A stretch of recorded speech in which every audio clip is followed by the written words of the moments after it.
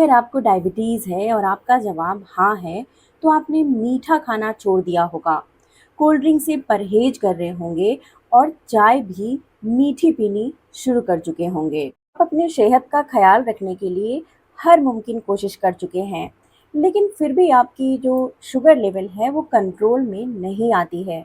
आपने कभी सोचा है कि आखिर इसकी मेन वजह क्या होगी?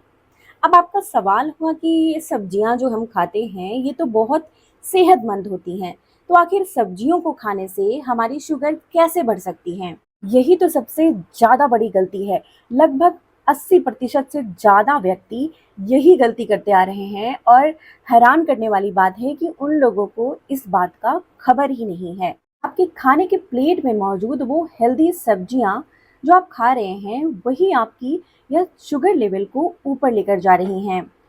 आज मैं आपको इन्हीं में से चुनिंदा ऐसे 7 सब्जियों के बारे में बताने वाली हूँ। देखने में तो बिल्कुल हेल्दी लगती है, स्वादिष्ट भी लगती है, लेकिन ये आपके बढ़ते हुए ब्लड शुगर लेवल के लिए कोई खतरा से कम नहीं है। वीडियो के माध्यम से सिर्फ हम इन सब्जियों के बारे में नहीं जानेंगे, इसके साथ ही हम इसके साइंटिफिक रीजंस यानी इसके पीछे क्या साइंस है वो भी हम जानेंगे। ग्लाइसेमिक इंडेक्स के बारे में समझेंगे। साथ ही मैं आपको कुछ ऐसे हैक्स बताऊंगी, कुछ ऐसे तरीके बताऊंगी जिसकी मदद से आप अपने यह मनपसंद सब्जियों को खाने का स्वाद भी ले सकेंगे और जिससे आपका शुगर लेवल भी नहीं बढ़ेगा। साथ में हम कुछ ऐसे सब्जियों के बारे में भी जानेंगे जिन्हें खाने से हम अपनी ब्लड ग्लूकोज लेवल को यानी शुगर को कंट्रोल कर सकते हैं।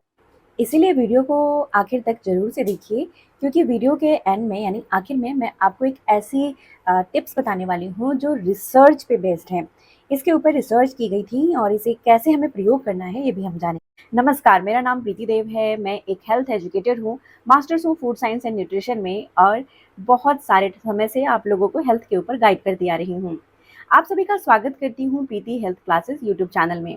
दोस्तों, Preeti health classes YouTube channel science से जुड़ी हुई जानकारियाँ जो बहुत ही आसान तरीके से हम अपने घर में ही तैयार कर सकते हैं, ऐसे तरीके हम इस वीडियो के माध्यम से जानते हैं, और जिससे हम अपने स्वास्थ्य को ना ही सिर्फ हेल्दी रखते हैं, आगे चलकर स्वस्थ बनाए रखने में मदद भी करते हैं। तो इसी जानकारी में बने रहने के लिए अगर आप चैनल पे पहली बार आए हैं तो बिना सब्सक्राइब किए नहीं जाइएगा, और हाँ, बेल बटन भी बिल्कुल नहीं भूलिएगा दबाना, क्योंकि इससे ही आपको जब भी कोई वीडियो नहीं डाली जाएगी तो उसकी नोटिफिकेशन आप तक पहुंच पाएगी। तो चलिए जल्दी से शुरू करते हैं आज की ये महत्वपूर्ण जानकारी को।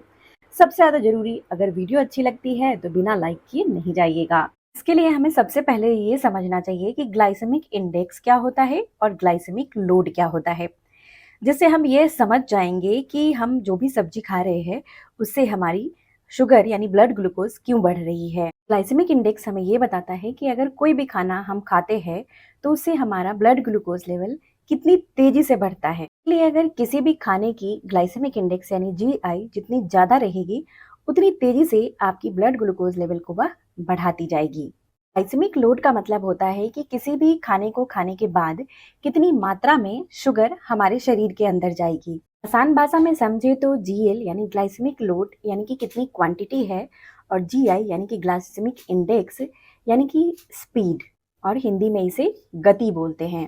तो इसीलिए आज हम जिन सब्जियों के बारे में जानेंगे उनकी या तो जीआई ज़्यादा होगी या जीएल ज़्यादा होगी, या दोनों ही ज़्यादा हो सकती है। सबसे नंबर 1 पर अगर कोई सब्जी है तो वो है मटर, जिसे हम पीज बोलते हैं। ये बहुत अच्छी मात्रा में इसमें प्रोटीन होता है, साथ ही इसमें कार्बोहाइड्रेट बहुत ज़्यादा होता है। 1 कप मटर में 21 ग्राम तक कार्बोहाइड्रेट होते हैं। इसमें जीआई भी बहुत ज़्यादा होती हैं, जो किसी भी शुगर के पेशेंट के लिए बिल्कुल ठीक नहीं होती हैं। वैसे तो इसमें फाइबर होती हैं, लेकिन जब हम इसे पका के खाते हैं, प्रोसेसिंग करते हैं इसकी, तो इसकी फाइबर जो है वो नष्ट हो जाती हैं, जिसकी वजह से ये और ज़्यादा हमें नुकसान करती हैं। अगर आप मटर खाना पसंद करते हैं तो इसे बिल्कुल छोड़ने की आवश्यकता नहीं है। इसे खाने का सही तरीका है कि 1 कप का चौथाई हिस्सा ही आप इसे खाएं, यानी थोड़ी मात्रा में खाएं। साथ ही आप इसे कुछ ऐसे सब्जियों के साथ मिलाकर खाएं जिसमें ज़्यादा मात्रा में फाइबर होती हैं, जैसे कि पालक हो गई, या आप इसे प्रोटीन यानी पनीर के साथ भी मिलाकर खा सकते हैं, या गोभी, गोभी में फाइबर होता है, उसके साथ भी मटर मिलाकर खा सकते हैं। सीमित मात्रा में खाएं ताकि ये शरीर में जाए तो जल्दी से शुगर स्पाइक ना हो, शुगर ना बढ़े।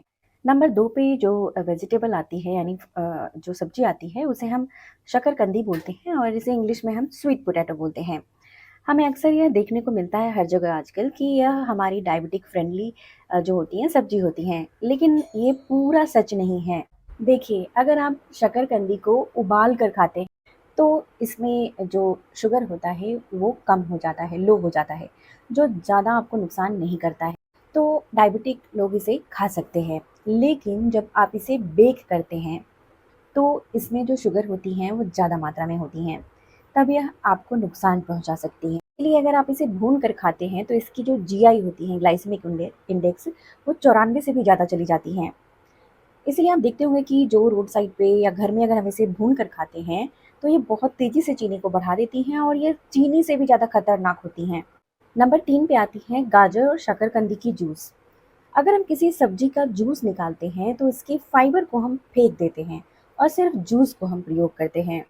सिर्फ 2 जूसेस ऐसे हैं जो सब्जी से लेने से हमें फ़ायदा मिलती हैं, जैसे कि करेले का जूस और आंवले का जूस। इसीलिए हमें कभी भी इन दोनों के अलावा और किसी और सब्जी की जूस नहीं पीनी है। इससे हमें जो शुगर है वो और ज़्यादा बढ़ेगी और कंट्रोल करने में काफ़ी मुश्किल होगी। अगले नंबर यानी 4 पे आता है सफ़ेद चावल। मुझे पता है कि चावल कोई सब्जी नहीं होती है, फिर भी मुझे इसे इस लिस्ट में रखनी पड़ रही है, क्योंकि हर घर में चावल प्रयोग की जाती है और हम इसे बड़े पसंद से खाते हैं। चावल में फाइबर की मात्रा 0 ही होती है, क्योंकि अक्सर ये पॉलिश्ड राइस बाज़ार में मिलती हैं जो पॉलिश की हुई होती हैं, जिसमें फाइबर बिल्कुल ना के बराबर होता है और इसकी ग्लाइसेमिक इंडेक्स भी काफ़ी ज़्यादा होती हैं। क्या आपको पता है कि मात्र 1 कप अगर आप चावल खाते हैं, तो 2 चम्मच सफ़ेद चीनी खाने के बराबर होती है ये। इसीलिए सफ़ेद चावल की जगह आप ब्राउन राइस के इस्तेमाल कर सकते हैं, जो बिना पॉलिश वाली होती है, या आप किनुआ करके एक अनाज आती है, इसका इस्तेमाल कर सकते हैं। चावल जब बनाते हैं तो प्रेशर कुकर में ना बनाएं, इसे चावल का माड़ निकाल कर बनाएं, जिससे आपकी ज़्यादा शुगर नहीं बढ़ेगी। जापान में इसे कैसे बनाया जाता है, तो जैसे 1 कटोरी आपने चावल लिया है कच्चा, तो उसमें पानी डाल देते हैं। अच्छे से धोने के बाद पानी डालकर उसे 4 से 5 घंटे भिगो कर छोड़ते हैं, जिससे उसके बाद ये भिगोए हुए पानी को हम फेंक देते हैं, जिससे इसमें जितनी भी स्टार्च है, जितनी भी चीनी है, वो बाहर निकल जाती है और जिससे हमें ज़्यादा नुकसान नहीं होता है। अगले नंबर पे आती है गाजर। गाजर को अगर आप पका कर खाते हैं तो इससे इसकी ग्लाइसेमिक इंडेक्स बहुत ज़्यादा बढ़ जाती है। इसीलिए आप इसे सैलेड की तरह थोड़ी मात्रा में कच्चा खा सकते हैं। इसकी ग्लाइसेमिक इंडेक्स पके हुए गाजर से कम होती हैं, तो आपके लिए सेफ होता है। इसलिए हमें कभी भी गाजर का जूस या गाजर का हलवा बनाकर डायबिटीज़ हो तो नहीं प्रयोग करनी चाहिए। लेकिन इसे सलाद में आप खा सकते हैं, थोड़ा-सा नमक छिड़क के और जो ब्लैक पेपर होता है यानी काली मिर्च का पाउडर छिड़क के। नंबर 6 पे आती है चुकंदर, जिसे हम बीटरूट बोलते हैं। बीटरूट में आयरन काफ़ी अच्छी मात्रा में होती है, जो हमारे शरीर में खून को भी बनाती हैं, जिसे हम हीमोग्लोबिन बोलते हैं, रेड ब्लड सेल्स। साथ में हमारे शरीर में ये ताकत भी देती हैं और नलियों को, जो खून की नलियाँ हैं, उसमें गंदगी को भी साफ़ करने का यह काम करती हैं। लेकिन इसकी ग्लाइसेमिक इंडेक्स काफ़ी ज़्यादा होती है, ग्लाइसेमिक लोड भी काफ़ी ज़्यादा होती है। तो इसीलिए आप इसे, इसका जूस बनाकर या सब्जी की इसे नहीं ले तो अच्छा है, या अगर सब्जी बनाकर ले रहे हैं तो कम मात्रा में लें, जूस तो आपको बिल्कुल भी नहीं लेना है। नंबर 7 पे आती है आलू, और आलू हर घर में होती हैं और हर सब्जी में इसे मोस्टली डाला ही जाता है और सभी को ये बहुत पसंद भी होती हैं। लेकिन एक आलू को अगर आप बेक करते हैं तो उसकी ग्लाइसेमिक इंडेक्स बहुत ज़्यादा होती है, 100 से भी ज़्यादा होती है। आपको हैरानी होगी कि यह सफ़ेद चीनी से भी ज़्यादा नुकसानदायक हो सकती हैं।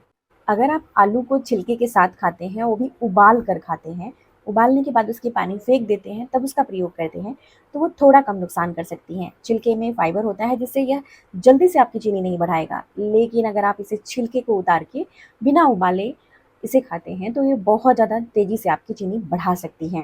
चलिए, अगर आपको आलू बहुत पसंद है तो आपको एक ऐसा तरीका बताती हूँ जिससे आप आलू का जो है स्वाद भी ले सकेंगे। ये साइंटिफिक तरीका है। आपको क्या करना है कि आलू को बिना छीले हुए छोटे-छोटे टुकड़ों में काट देना है। पहले तो इसे उबाल लेना है।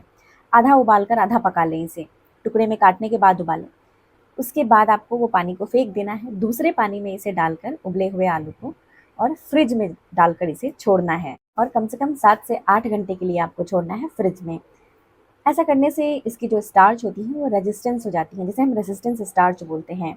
और साइंस कहता है कि जब आप इसे फ्रिज से निकाल कर और इसे दोबारा गर्म कर कर इसे सब्जी बनाकर या जैसे भी खाते हैं, तो इसकी जो शुगर स्पाइक होती है यानी चीनी बढ़ाने की जो क्षमता होती है, वह 25% से 35% तक कम हो जाती है। 100% सेफ तो नहीं है, लेकिन नुकसान कम हो जाता है।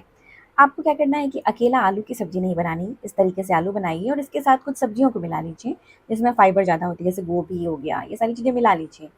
अब या पनीर के साथ मिला लीजिए, जिससे आपको नुकसान कम होगा। अब देखिए, मैं ऐसा बिल्कुल नहीं बोल रही कि ये सारी सब्जियों को आपको खाना छोड़ देना है, वो भी हमेशा के लिए, क्योंकि ज़िंदगी तो जीने का नाम है और खाना अगर छोड़ दें तो फिर जीने का क्या मज़ा आएगा। लेकिन खाइए, लेकिन सीमित मात्रा में खाइए और स्मार्टली खाइए, यानी कि सही तरीके से खाइए जिससे आपको नुकसान ना हो। देखिए, साइंस कहता है कि डायबिटीज़ कंट्रोल में जो होती हैं, एक टर्म आता है जिसे हम बोलते हैं प्लेट वैल्यू। जब भी आप प्लेट में अपना खाना रखते हैं तो उसमें कैसे क्या पोर्शन होना चाहिए वो समझ लेते हैं। प्लेट में आपको 50% यानी कि 50% नॉन स्टार्ची सब्जियाँ डालनी है जिसमें स्टार्च ना हो। जैसे कि पालक हो गई, गोभी हो गई, भिंडी हो गई, करेला हो गई, लौकी हो गई, ये सारी चीज़ें आधी मात्रा में होनी चाहिए प्लेट। प्लेट का 25% जो होता है, 25वां परसेंट आपको क्या करना है कि प्रोटीन लेना है। प्रोटीन में आप अगर अंडा खाते हैं तो अंडा लें, पनीर ले सकते हैं, दाल ले सकते हैं और 25% यानी कि वापस से 1/4 हिस्सा आपको हेल्दी ग्रेन्स की लेनी है, अनाज जो हेल्दी होने चाहिए। इसमें आप कोई सा भी मोटा अनाज ले सकते हैं, किनुआ ले सकते हैं, ब्राउन राइस भी आप ले सकते हैं, जो आपको अच्छी लगती है। अगर आपको रोटी खाना पसंद है तो चोकर वाला रोटी आप खा सकते हैं, ये भी आपको नुकसान नहीं करेगा। अगर आपको हाई शुगर कंटेंट वाली सब्जी खानी है तो सीमित मात्रा में खाइए, रोज़ नहीं खाना है, सप्ताह में 1 से 2 दिन खा सकते हैं और इसे आपको थोड़ी मात्रा में यानी कि 15 से 20% ज़्यादा से ज़्यादा आप खा सकते हैं इन सभी के साथ। बात कर लेते हैं उन सब्जियों की जो आपको डायबिटिक फ्रेंडली होती हैं और जिसे आप पेट भरकर खा सकते हैं और जिससे आपको फ़ायदा ही फ़ायदा मिलने वाला है और डायबिटीज़ कंट्रोल में भी मदद मिलेगी। तो सबसे नंबर 1 पर आता है करेला।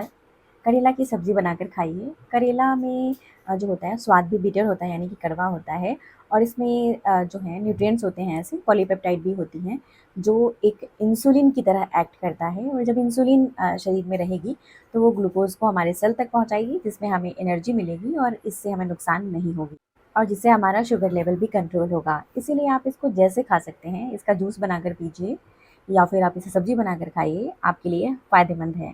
नंबर 2 यानी दूसरे नंबर पे आती हैं, वो आती हैं मेथी की पत्तियाँ, जो मेथी की साग होती हैं या मेथी के बीज भी प्रयोग कर सकते हैं। इसका प्रयोग करना हमारे शुगर कंट्रोल में काफ़ी फ़ायदेमंद होता है, क्योंकि इसमें फाइबर की मात्रा काफ़ी अच्छी होती है। अगर आप इसे प्रयोग करना चाहते हैं इसके बीज को, तो आप 1 चम्मच बीज को छोटे चम्मच से रात में पानी में भिगो के छोड़िए, आधा कप पानी में और सुबह इसे चबा-चबा कर खाइए, कमाल का फ़ायदा करता है। या आप इसकी पत्तियों को भी साग बनाकर या सब्ज़ी में मिलाकर खा सकते हैं। अगली सब्ज़ी में एक पत्तेदार सब्ज़ी जो कैबेज होती है, जिसे पत्ता गोभी बोलते हैं या बंद गोभी बोलते हैं। इसमें मैग्नीशियम अच्छी मात्रा में होता है और यह कैसे काम करता है? ये इंसुलिन सेंसिटिविटी को अच्छा बना देता है, जिससे हमारी शुगर की एब्जॉर्प्शन अच्छे से होती है और ये डायबिटीज़ फ्रेंडली होती है और इससे हमारा शरीर इंसुलिन को बहुत अच्छे से प्रयोग कर पाता है। अब चौथे नंबर पे आती हैं वो भिंडी। भिंडी जो होती है जिसे हम लेडी फिंगर बोलते हैं, ये इसमें चिपचिपापन होती है यानी कि चिपचिपी जैसी होती हैं और यही फ़ायदे की बात होती है। इसे बिल्कुल आप पानी में निकाल कर ना फेंकें काट कर, क्योंकि ये जो चिपचिपाहट है ये फाइबर होती है जिसे हम इंग्लिश में और साइंस की भाषा में म्यूसिलेज बोलते हैं। ग्लाइसेमिक इंडेक्स तो कम होती ही है और ये म्यूसिलेज पानी को लंबे समय तक सोख कर रखती हैं, जिससे शरीर में हाइड्रेशन भी बनता है।